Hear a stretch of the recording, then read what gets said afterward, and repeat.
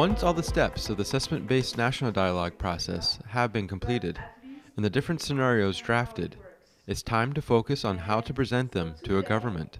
So today we are arriving to the last part of the assessment, which is to ensure that the recommendations, our recommendations that are in our assessment report, can be presented to the government and endorsed and lead to some policy decision.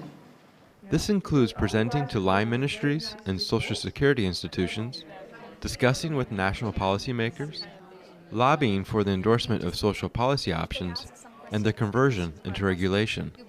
Think about the scenario that you really want to present, to push, and the key arguments that you're going to use. In this session, participants go through a role-playing activity.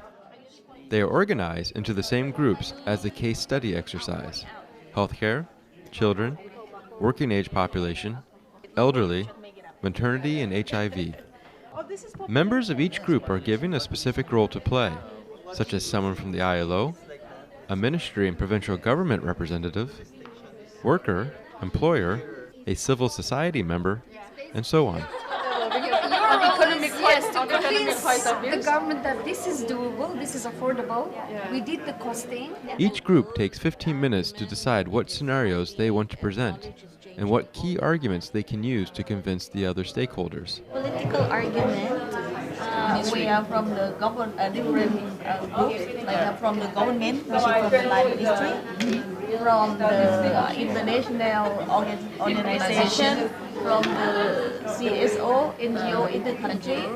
We have workers, Ministry of Labor. Then the group comes to the front of the class and engages in a 15-minute discussion in which they enact a lobbying and endorsement process. We planned for 3 scenarios for the people of Croatia, and what our fellow colleagues here in this working group will do now is to rationalize with you why we think this is a worthwhile investment to put forward. But in practice, we need to know how many percentage of the training have been utilized and they are properly utilized, the quality, and also the linkage, the value added that the local economy can contribute it to the nationwide economy. So there will be many assumptions, but here just simplify, we say 1% investment in the training will result in 2% of the GDP index.